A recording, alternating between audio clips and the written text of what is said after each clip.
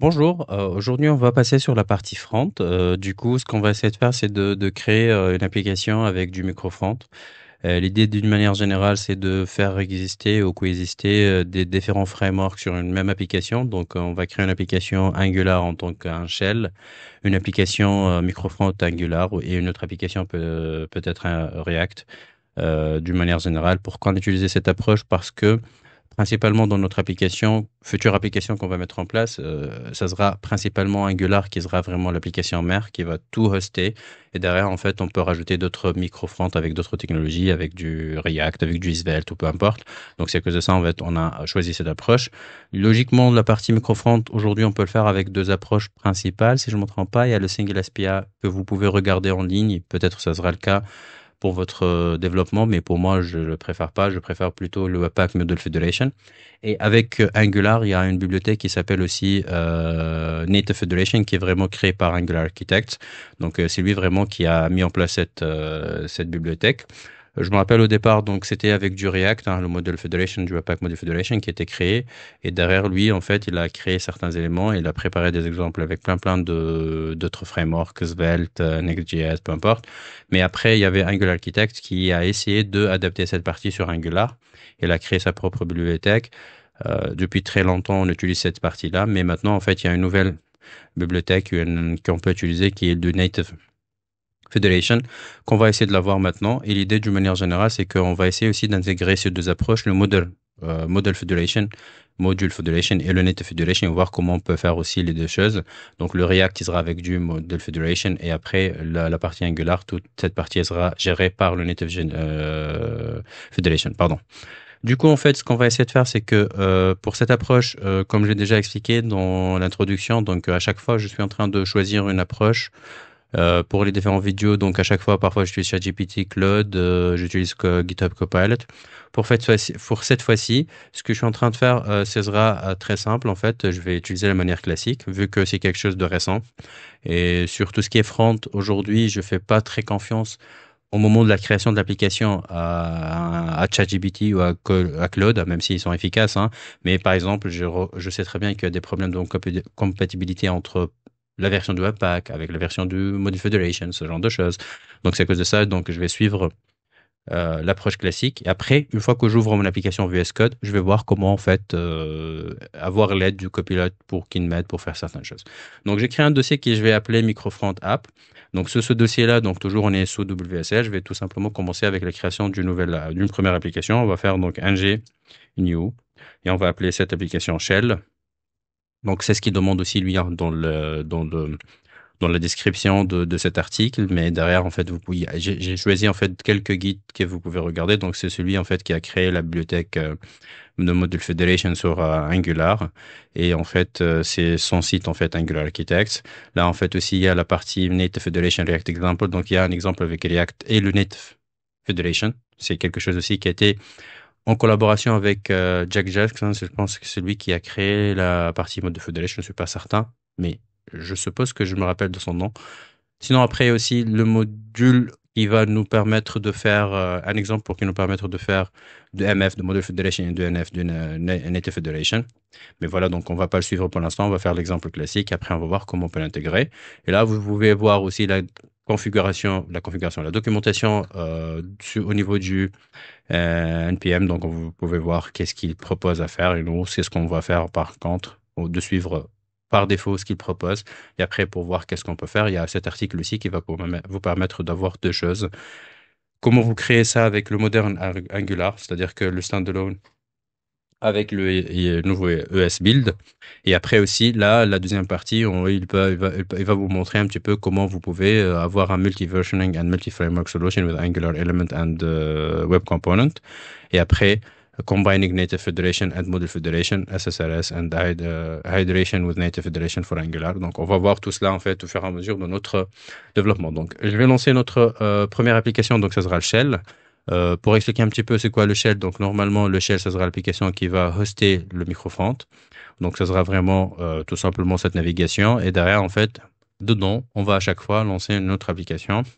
Vous pouvez regarder un petit peu hein, l'explication, c'est très simple et très facile. Mais bon, là, on va lancer notre première application, donc on va le créer. Donc, on va utiliser de CSS, ok, c'est pas grave. On veut pas de server rendering.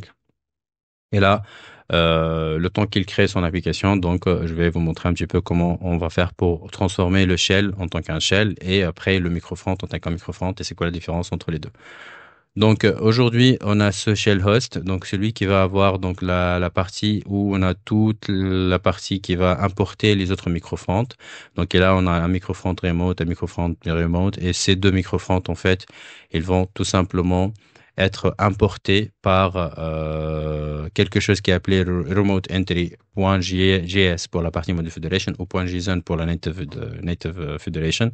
Mais vous allez voir un petit peu que c'est pas très compliqué à comprendre et à mettre en place. Pour le faire, donc, ce qu'on va faire, c'est que tout simplement, il y a des choses qui sont prédéfinies. Donc là, par exemple, une fois qu'on va créer notre application microfront, on va juste faire appel à la Native Federation et on va lui dire que ce projet-là, c'est un projet remote.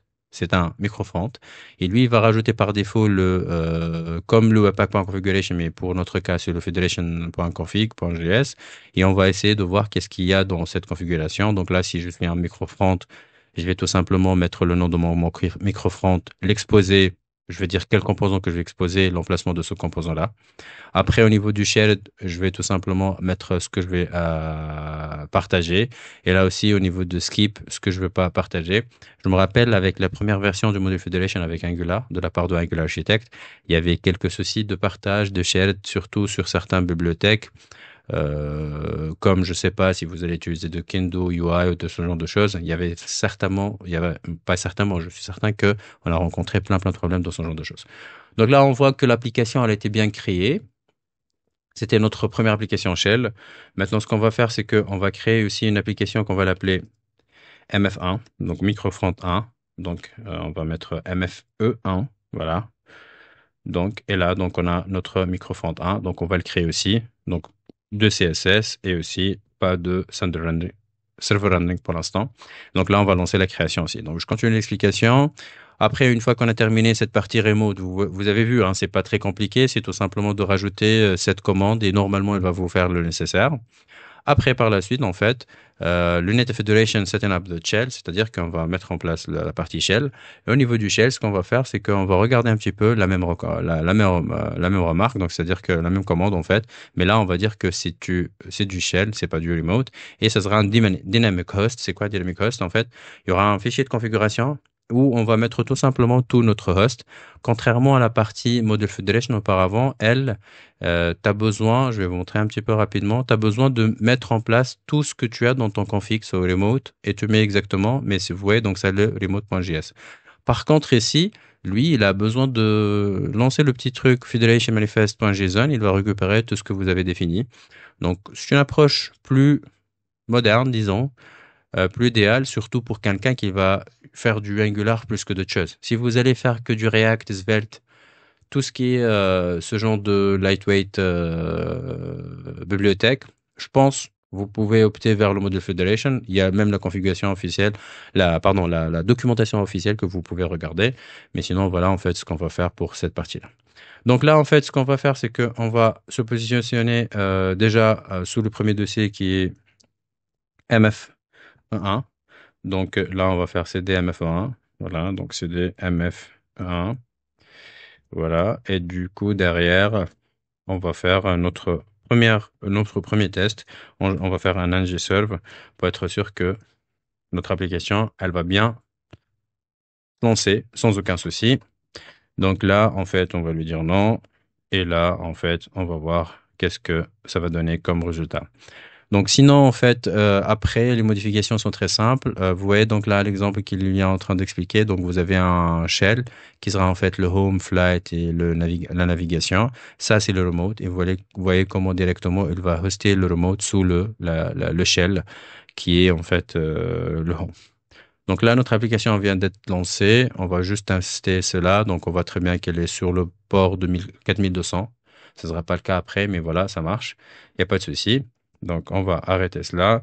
Et pour la même occasion, on va faire un code point. Comme ça, on va ouvrir VS Code. Sinon, après, on va partir sur le shell. Donc c'est deux points. Et on va revenir vers le shell en arrière. Donc c'est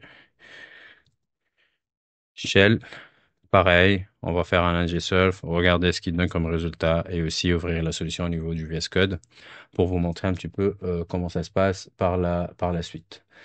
Donc là, en fait, c'est bien chargé mon première application, elle est dans un autre écran, c'est pas grave, je vais vous montrer après ça. Mais là, voilà, donc je vais mettre ça le temps qu'il va lancer l'application de son côté. Donc nous, ce qu'on va faire, on va regarder un petit peu notre microfront, comment elle est conçue. Donc là, vous voyez, donc c'est une simple application classique, hein, il n'y a rien de plus.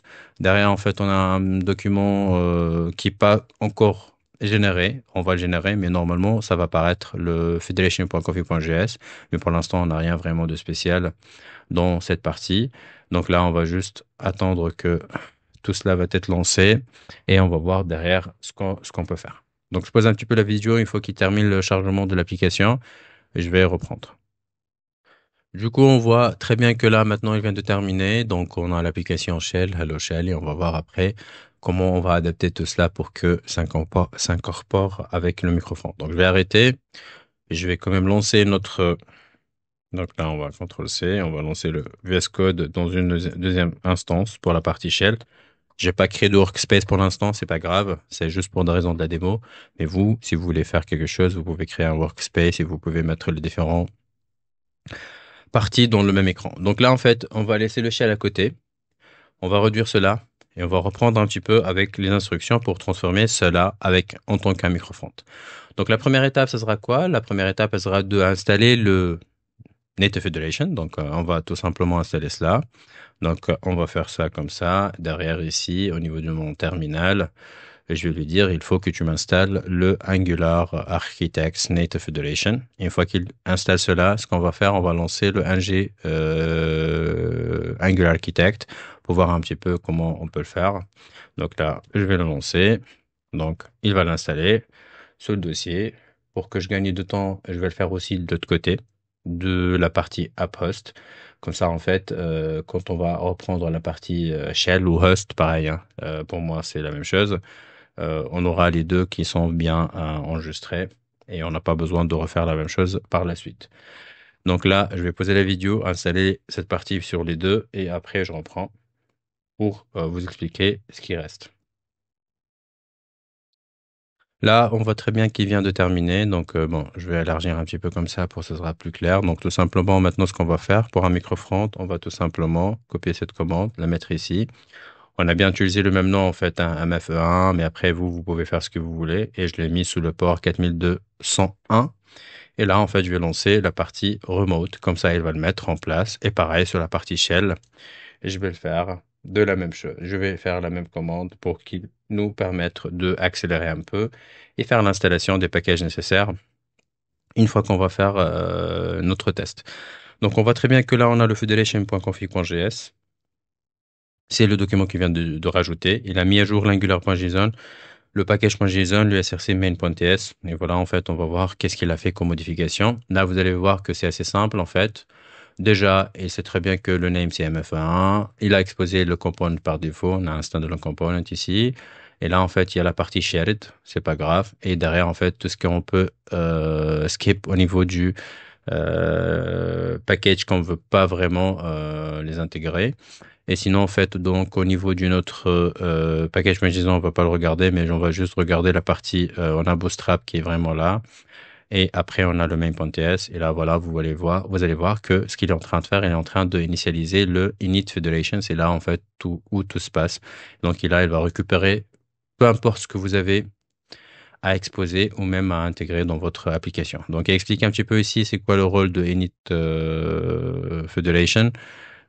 Ici, juste un instant, voilà, donc, when bootstrapping the host shell native federation, project shell SRS initialized. Donc là, en fait, il va directement faire ce qu'il faut faire. Et là, en fait, ça, c'est au niveau du shell, mais par contre, au niveau du remote, donc, when bootstrapping a remote project main, native federation is initialized too. Donc, c'est la même chose qu'il va faire. Mais sinon, en fait, voilà, donc, en gros, pour la partie front, il n'y a pas d'autre chose à faire. Donc, on va tout simplement maintenant faire un ng-serve et voir déjà est-ce que c'est bon et est-ce que ça marche. C'est-à-dire que il faut tester est-ce qu'on a un document qui s'appelle Remote IntelliJSON. C'est celui vraiment qui va exposer l'application. Et juste une petite remarque, c'est que au premier lancement de l'application, elle va prendre un petit peu de temps. On parle de 20, 30 secondes max, hein, mais même parfois moins.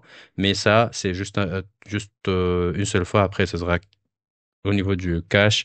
Il n'y aura pas de problème par rapport à cela. Donc, le temps qu'il va charger cette partie, ce qu'on va faire ici, c'est qu'on va prendre notre shell. Donc, pareil, ici, on a le shell. Et au niveau du shell, ce qu'on va faire, c'est que on va regarder qu'est-ce qu'il a fait. Donc, j'ai déjà lancé les deux commandes, vous voyez. Et là, en fait, on a notre shell ici, Federation. J'ai dit shell, pardon, mais c'est le federation.config.js. On voit très bien qu'il n'y a rien dans cette partie-là. Et là, en fait, ce qu'on aura besoin de regarder, c'est le federation manifest. C'est là où on doit vraiment mettre en place notre microfront. Donc, c'est celui-là, sous le port 4201. Voilà. Après, si on a plusieurs, vous allez le mettre tout simplement dans cette liste. Comme ça, en fait, et celui, dynamiquement, il va le récupérer. Demain, si vous allez faire un déploiement, c'est vraiment plus facile de le faire de cette manière parce que c'est quelque chose que vous pouvez le faire comme un package.json ou peu importe. Vous n'allez pas vraiment le donner à tout le monde. Donc, ça sera quelque chose pour chaque environnement. Avec le module Federation, vous pouvez le faire aussi. Vous pouvez stocker ces éléments, mais ça sera toujours un fichier de config.js. Donc, c'est un petit peu différent. C'est pas comme un JSON, comme un JS. Voilà. Donc, c'est parmi les avantages qui m'ont aidé à faire ce genre de choses. Du coup, par la suite, ce qu'il dit, c'est qu'il faut tout simplement juste un petit clin d'œil. Ici, sur le mot federation.config.js, il ne sera pas comme ça, parce qu'on va faire aussi la partie mix entre Model Federation et Federation Native, ou Native Federation, pardon. On va les appeler maintenant MF et NF. Ça sera plus simple pour moi aussi. Et du coup, derrière, en fait, on va faire le mix entre le MF et le NF, mais pour l'instant, c'est pas grave. Et on va juste le faire pour montrer un petit peu comment ça se passe. Sinon, une fois qu'on a fait ça, euh, non, ça c'était le remote, là, je parle de celui-là. Ce qu'on va faire, on va modifier le uproot pour qu'il intègre notre partie de routage qui va nous permettre de voir qu'est-ce qui se passe. Donc là, en fait, ce que je vais faire, c'est que je vais copier ça, même si j'ai pas du home component ou d'autres choses. Je vais les mettre au niveau du notre uproot. Comme ça, en fait, je vais vous montrer si vous êtes en train d'avoir une application plus complexe. Donc, on va faire ça comme ça. Bien sûr, je dois enlever ces deux-là parce que j'ai pas ces composants dans mon application.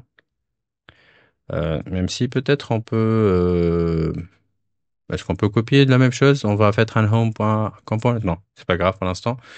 Donc, on va juste tout simplement enlever ces deux-là et on va changer notre par défaut. Donc, ça sera le app component.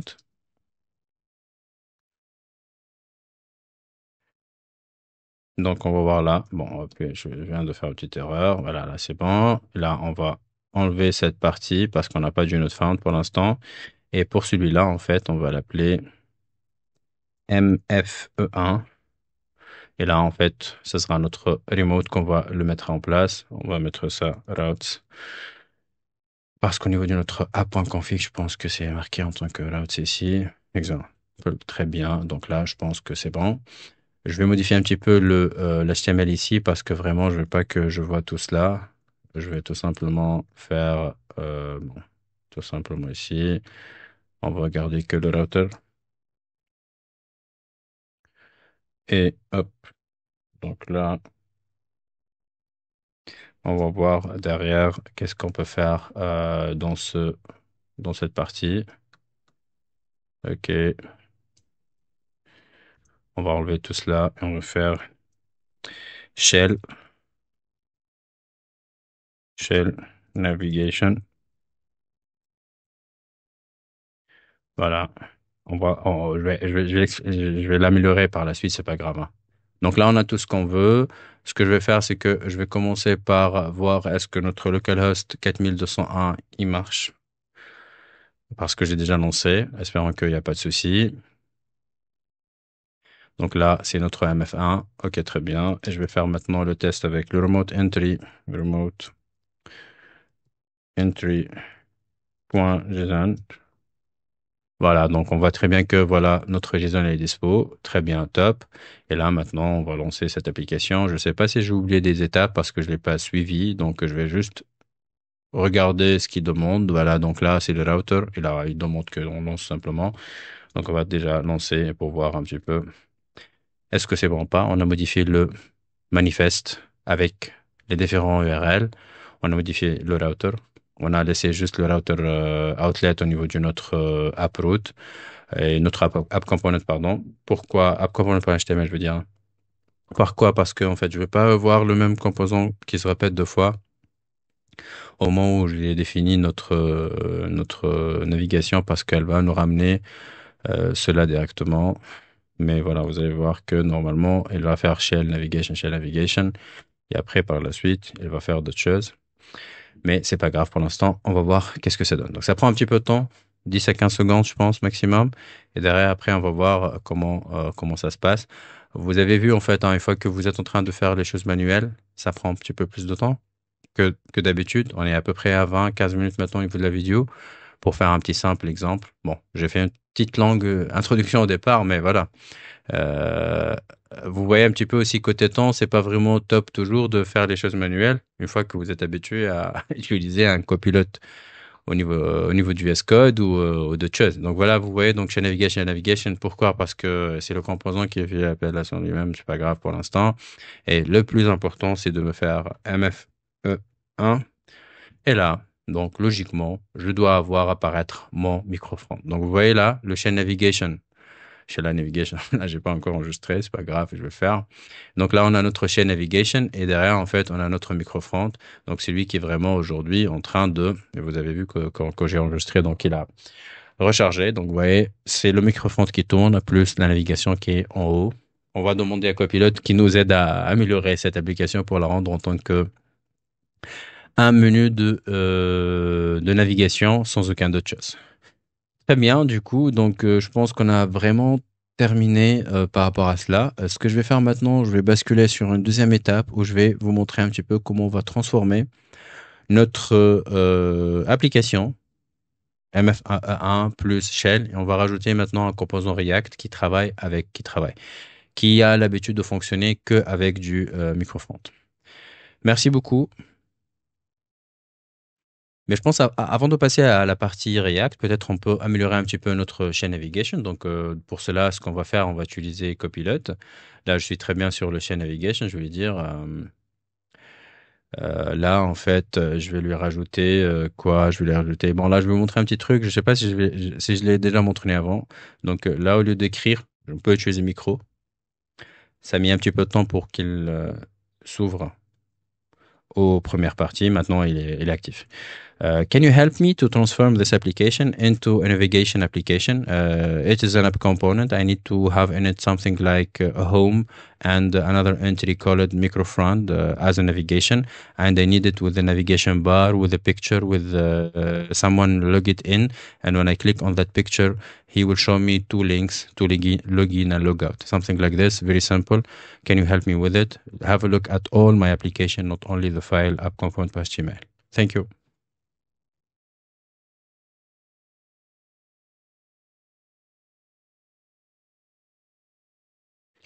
Bon là en fait ma prononciation elle est pas trop top hein. C'est-à-dire que peut-être que je me suis trompé sur plein de choses.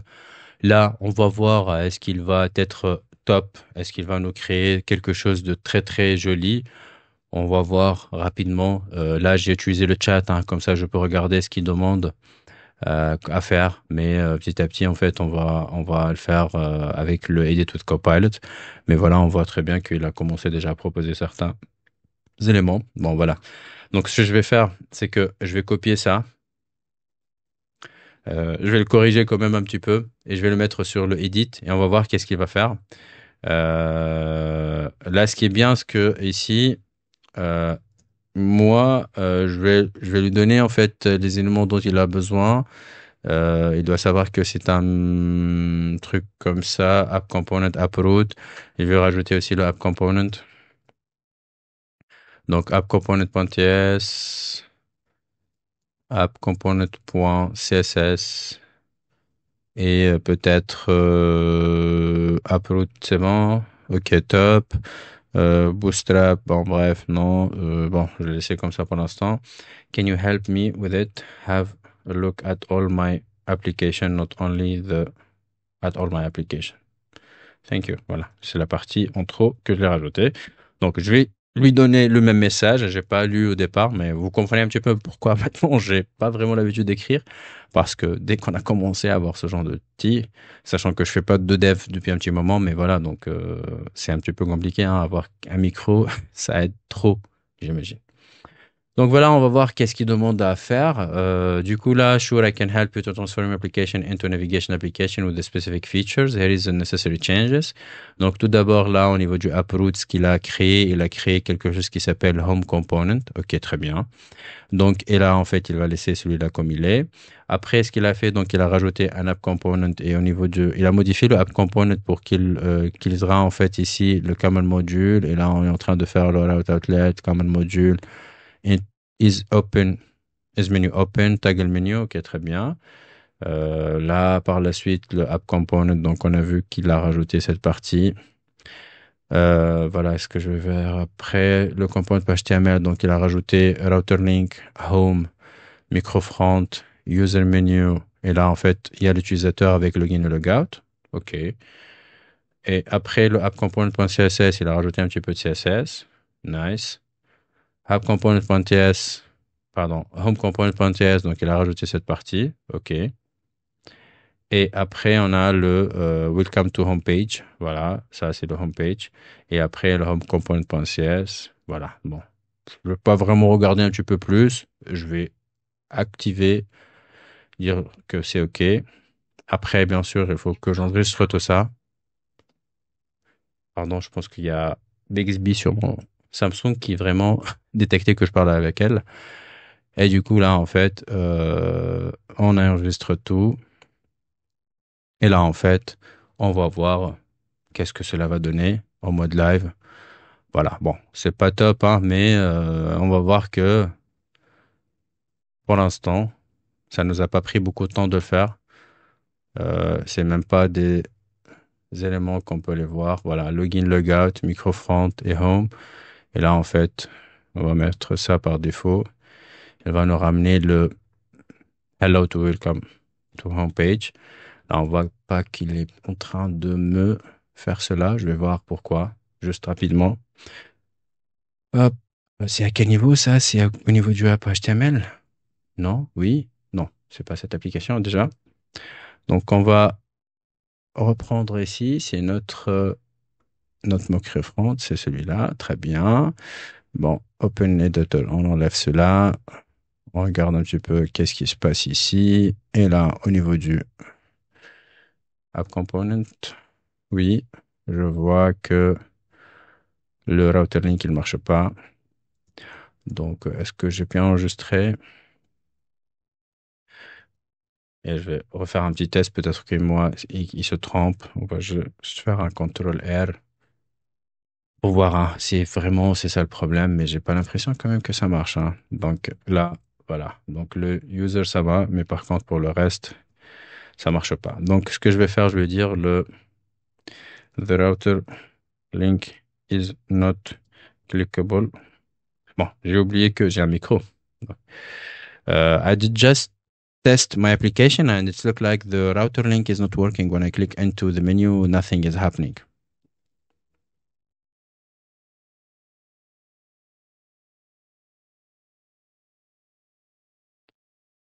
Donc là, voilà, je lui donnais l'instruction. Bon, ça a l'air de marcher en ralenti. Je sais pas, c'est parce que peut-être ma machine ou quelque chose d'autre. Mais voilà, là, en fait, je vais juste regarder c'est quoi ce qu'il dit là. Bon, attends, j'ai pas vu ce qu'il a proposé. Là, qu'est-ce qu'il demande là au niveau du app component? Il est en train de rajouter le router module. Bon, on doit lire ce qu'il a dit. Donc, it is just to fix the issue with the router links not working, ensure that the router module is imported and configured correctly in your application. Here are the necessary changes. App module, router module is imported and configured. OK, très bien. Après, par la suite, ensure that the router module is imported in the standalone component. OK, très bien. Donc là, bon, je vais accepter que cela pour l'instant. Après, ici, appmodule.ts, sachant que logiquement, aujourd'hui, on a le app component là, on a le home component. Là, en fait, ensure that the module is imported and configured. Ensure that the router module is imported in the standalone component. Et derrière, en fait, this change ensure that the router module is properly imported. Ok, bon, je vais accepter. Et on va voir derrière, en fait, comment on peut rajouter cette partie. Donc là, pourquoi elle ne le connaît pas? J'ai quand même l'impression que il vient de créer un app module. Pour moi, j'en ai pas besoin de ça, en fait, hein. Et je vais donc le supprimer. Et là, en fait, j'enregistre cela et on va voir c'est quoi le résultat. Donc là, déjà, on a un petit problème, j'imagine. Et voilà, donc non, c'est bon en fait, hein, il n'y a pas de problème. C'était juste le temps de chargement. Et là, maintenant, le microfront marche, le home marche, et voilà, ça marche. Donc, vous voyez, donc, déjà, il m'a glissé maintenant un petit app module. Je suis pas très concentré par rapport à ce qu'il est en train de faire, hein, mais je vois très bien qu'il vient de me glisser un petit app module. Je sais même pas pourquoi. Au départ, était pas le cas, en fait, hein. Donc là, en fait, il suffit juste de rajouter le router module, comme il a demandé, simplement, en fait, hein. Ensure that the router module is imported and configured. Mais, bon, c'est pas aujourd'hui où on va voir, mais vous voyez, donc si je le fais entre guillemets bêtement, peut-être que j'aurai des problèmes. Mais voilà, en gros, donc on a tout ce qui est faux et il était bien configuré. Donc là, maintenant, on va passer sur la partie de l'intégration du parti React. Donc on va rajouter un nouveau truc dans notre navigateur, notre navigation, pardon. Donc on va le faire manuellement. Add me, bon, on va le dire ça rapidement. Add me another entry to my navigation, call it the React app and leave it empty.